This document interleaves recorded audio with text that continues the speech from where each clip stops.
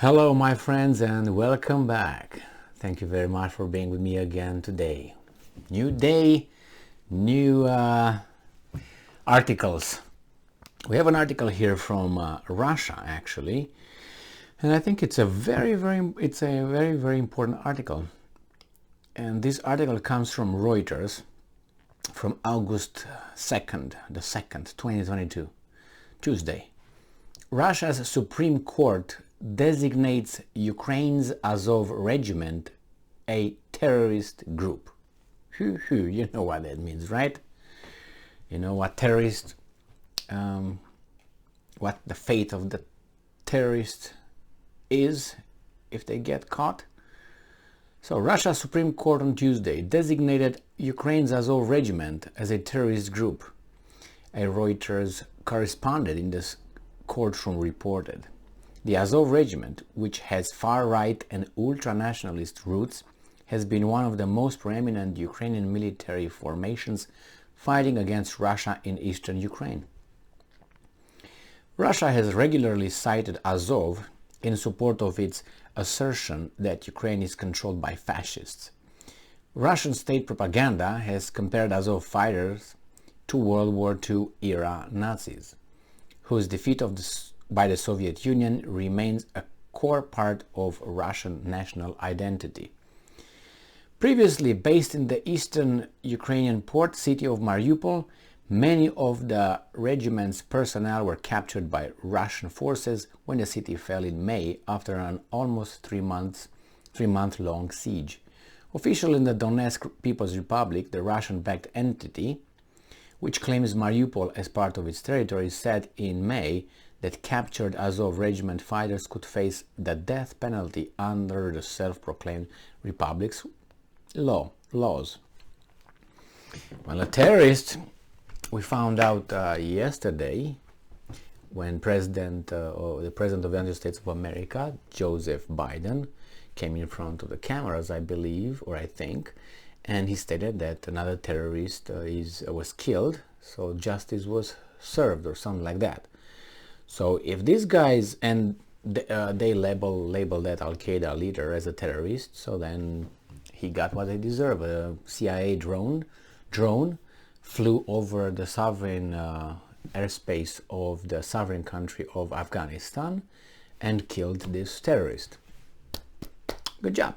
But as I mentioned in my previous video, if let's say Romania will call someone a terrorist in the United States and is United States, and they send a drone or a squad in the United States and they take care of this terrorist that they designated as terrorist, and they come here and fly a few drones, kill the guy, and then everything is hailed by the world community because Romania got rid the world of a terrorist. Do you think that's the way it's going to fly? No. All right. So these guys with Azov Regiment. The Azov Regiment, starts with the problems when the Ukrainians attacked its own population in the breakaway republics. That oblasts, whatever republics, that said that since the legitimate government in Kiev, elected by democratic vote of the Ukrainians, all the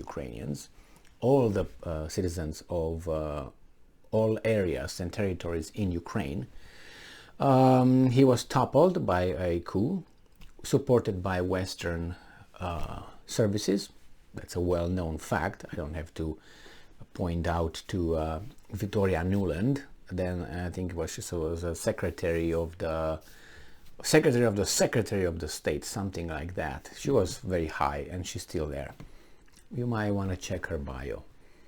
And yes, I think she's a Zelensky and how do you call the other one? Prime Minister of Ukraine. Zhmyhal. So they toppled that government and then was recognized, good job, the revolution changed, blah, blah, blah. And then the republics or those oblasts in the eastern part of Ukraine said, we don't recognize that. We don't agree with the new leadership that took over. So then the new leadership started implementing some xenophobic actions against the Russian-speaking population in the East. And then they say, okay, if it's like this, then we might maybe separate. And Kiev, the leaders that took over the country through the coup, they sent the army, the Ukrainian army, to go and talk to the separatists. And then they started fighting. So that's the way Azov Regiment was formed, by volunteers from the Ukrainian population. There are many videos, or used to be, regarding the Azov Regiment, Azov Regiment's leaders, commanders, even politicians who were part of that, and they were sympathizers of the Azov Regiment. And I even made a video, I think it was in March, and I was speaking about the Azov Regiment, and I gave names, dates, times, and I provided, I think, 1 or 2 links where you can, I don't know if it's still available, but I didn't delete it, so it should be there. Talking about the Azov Regiment just as a startup. If you want to go deeper, you can go from there. And if you have more information on that, good for you. So, is it a terrorist organization? I don't know. I know that it has a certain kind of ideology that I don't know, some people don't like, some people like, and they are fighting the Russians right now. Are they considered terrorists, mercenaries? I think it's up to each side, everyone who wants to label them. And if they want to label them mercenaries, they're going to label them mercenaries. If they want to label them terrorists, they will label them terrorists. If they want to label them regular military personnel, they can do that. Now, the Azov Regiment, the battalion, originally the Azov Battalion, turned into regiment, it was incorporated in the Ukrainian National Guard, which was incorporated in the Ukraine Army. So that way they are part of the US military, not yet, the Ukrainian military.